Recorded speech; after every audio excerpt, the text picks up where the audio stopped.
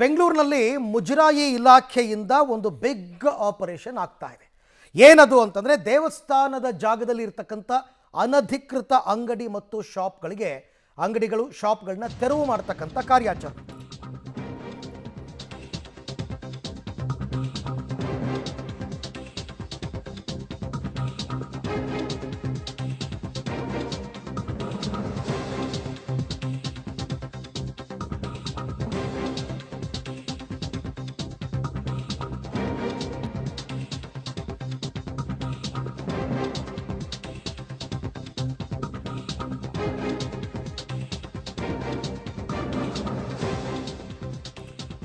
ಬೆಂಗಳೂರಿನಲ್ಲಿ ಮುಜರಾಯಿ ಇಲಾಖೆಯಿಂದ ಒಂದು ಬಿಗ್ ಆಪರೇಷನ್ ನಡೀತಾ ಇದೆ.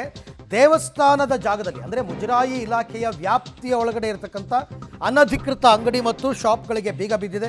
ಮುಜರಾಯಿ ಇಲಾಖೆಯವರು ಈ ಆಪರೇಷನ್ ನಡೆಸ್ತಾ ಇದ್ದಾರೆ. ಎಲ್ಲಿ ಅಂದರೆ ಮೈಸೂರು ರಸ್ತೆಯ ಕರೇಕಲ್ಲು ಆಂಜನೇಯ ದೇವಸ್ಥಾನದ ಬಳಿ ನಡೆದಿರ್ತಕ್ಕಂಥ ಘಟನೆ. ಮುಜರಾಯಿ ಇಲಾಖೆಯ ಜಾಗದಲ್ಲಿ ಇವರೆಲ್ಲ ಅನಧಿಕೃತವಾಗಿ ಅಂಗಡಿ ಶಾಪ್ಗಳನ್ನು ಓಪನ್ ಮಾಡಿಕೊಂಡಿದ್ದರು. ಅಂದರೆ ಇಲಾಖೆಯಿಂದ ಯಾವುದೇ ಪರ್ಮಿಷನ್ ಅಥವಾ ದೇವಸ್ಥಾನದ ಆಡಳಿತ ಮಂಡಳಿಯಿಂದಲೂ ಕೂಡ ಯಾವುದೇ ಪರ್ಮಿಷನ್ ತಗೊಂಡಿಲ್ಲ. ಸುಮಾರು 10ಕ್ಕೂ ಹೆಚ್ಚು ಅಂಗಡಿಗಳಿಗೆ ಬೀಗ ಹಾಕಿ ಸೀಸ್ ಮಾಡಿದ್ದಾರೆ.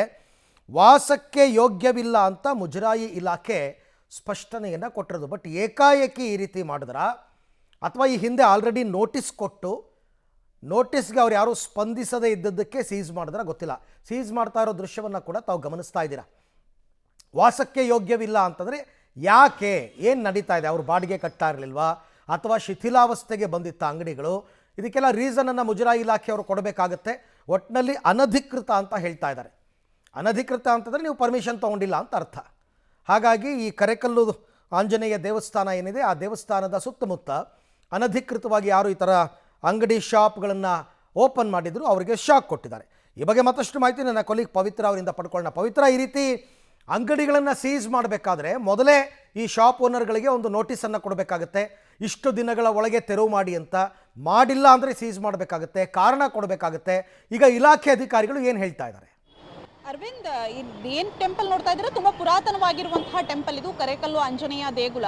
ಸೊ ಏನ್ ಮಾಡಿದ್ದಾರೆ ಅಂದ್ರೆ ಸಾಕಷ್ಟು ವರ್ಷಗಳಿಂದ, ಸುಮಾರು 40 ವರ್ಷಗಳಿಂದ ಇಲ್ಲಿನ ದೇವಸ್ಥಾನಕ್ಕೆ ಹೊಂದಿಕೊಂಡಿರುವಂತಹ ಅಂಗಡಿಗಳನ್ನ ಅನಧಿಕೃತವಾಗಿ ನಡೆಸ್ತಾ ಇದ್ದಾರೆ. ಆರಂಭಿಕ ದಿನಗಳಲ್ಲಿ ಇದನ್ನ ಲೀಸ್ಗೆ ಕೊಡಲಾಗಿತ್ತು, ಒಂದಿಷ್ಟು ಲೀಸ್ ಒಪ್ಪಂದ ಆಯಿತು. ಅದಾದ ಮೇಲೆ ಮುಜರಾಯಿ ಇಲಾಖೆಗೆ ಬಾಡಿಗೆ ಬರ್ತಾ ಇತ್ತು. ಬಟ್ ಏಕಾಏಕಿ ಸಾಕಷ್ಟು ವರ್ಷಗಳಿಂದ ಮುಜರಾಯಿ ಇಲಾಖೆಗೆ ಬಾಡಿಗೆನೇ ಬರ್ತಾ ಇಲ್ಲ.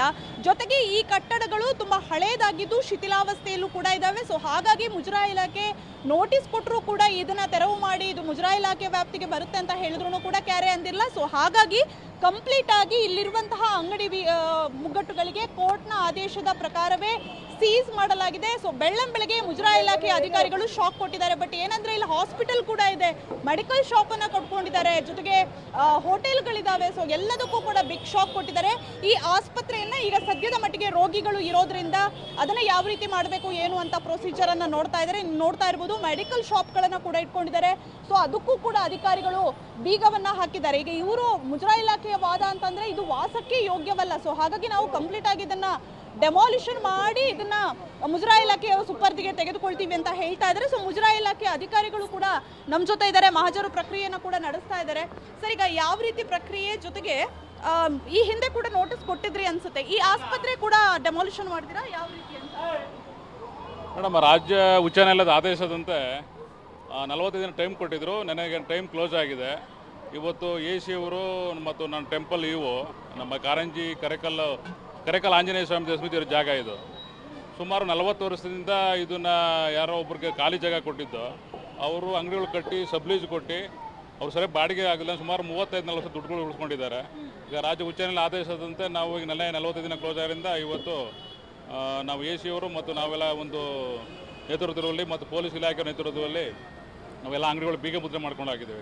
ಈಗ ಇಲ್ಲ, ವಿರೋಧ ಏನಿಲ್ಲ. ಅವ್ರಿಗೆಲ್ಲ ಮಾಹಿತಿ ಇತ್ತು, ಮೊದಲೇ ಹೇಳಿದ್ದು, ನೋಟಿಸ್ ಎಲ್ಲ ಕೊಟ್ಟಿದ್ದು. ಅದಕ್ಕೆಲ್ಲ ಅವರು ಸ್ವಯಂಪ್ರೇರಿತವಾಗಿ ಎಲ್ಲ ಖಾಲಿ ಮಾಡಿದ್ದಾರೆ. ಸಾಮಾನುಗಳು ಏನಿಲ್ಲ, ಯಾರು ವಿರೋಧ ಏನಿಲ್ಲ. ನಷ್ಟ ಆಗಿದೆ ಮುಜರಾಯಿ ಇಲಾಖೆಗೆ ಸುಮಾರು ಕನಿಷ್ಠ ಒಂದು ಕೋಟಿ ರೂಪಾಯಿ ಲಾಸ್ ಆಗಿದೆ ನಮಗೆ. ಸರಿ, ಬಾಡಿಗೆ ಹೇಳ್ತಾನೆ, ಮಾರ್ಕೆಟ್ ಹೇಳ್ತಾನೆ, ಬರೀ 1,500-2,000 ರೂಪಾಯಿ ಬಾಡಿಗೆ ಕೊಡ್ತಾ ಇದ್ರು. ಸಾಕಷ್ಟು ನಷ್ಟ ಆಗಿದೆ. ಜೊತೆಗೆ ಮುಂದಿನ ದಿನಗಳಲ್ಲಿ ಡೆಮಾಲಿಷ್ ಮಾಡಿ ದೇವಸ್ಥಾನ ಉಳಿಸ್ಕೋದು. ಮುಂದಿನ ದಿನ ಯಾವುದೇ ಅಂಗಡಿ ಏನು ಕಟ್ಟಲ್ಲ ನಾವಿಲ್ಲಿ. ದೇವಸ್ಥಾನದ ಒಂದು ವಿಶಾಲ ಪಾರ್ಕಿಂಗ್ ಅದಕ್ಕೆ ಒಳ್ಳೆಯದಾಗಲಿ ಅಂದ್ಬಿಟ್ಟು ನಾವು ಮುಂದಿನ ದಿನಗಳಲ್ಲಿ ಯಾವುದೇ ನಾವು ಅಂಗಡಿ ಕೊಡೋಕೆ ಬಿಡ್ತೀವಿ. ಇವರು ಹೇಳ್ತಾ ಇರುವಂತಹ ಮಾತು. ಅರವಿಂದ್, ರೈಟ್, ಥ್ಯಾಂಕ್ ಯು ಪವಿತ್ರ. ತಮ್ಮ ಎಲ್ಲ ಮಾಹಿತಿಗಾಗಿ ಧನ್ಯವಾದ. ಅದು ಮುಜರಾಯಿ ಇಲಾಖೆ ವ್ಯಾಪ್ತಿಗೆ ಸೇರಿರತಕ್ಕಂಥ ಜಾಗ ಆದರೆ ಅದು ವಾಸಕ್ಕೆ ಯೋಗ್ಯ ಅಲ್ಲ ಅಂತಂದರೆ ಮುಂಜಾಗ್ರತಾ ಕ್ರಮ ತಗೊಳ್ಳೋದ್ರಲ್ಲಿ ಯಾವುದೇ ತಪ್ಪಿಲ್ಲ. ಜೊತೆಗೆ ಮಾನ್ಯ ನ್ಯಾಯಾಲಯದ ಆದೇಶ ಕೂಡ ಇದೆ. ಹಾಗಾಗಿ ಅಧಿಕಾರಿಗಳು ಕ್ರಮ ತಗೊಂಡಿದ್ದಾರೆ.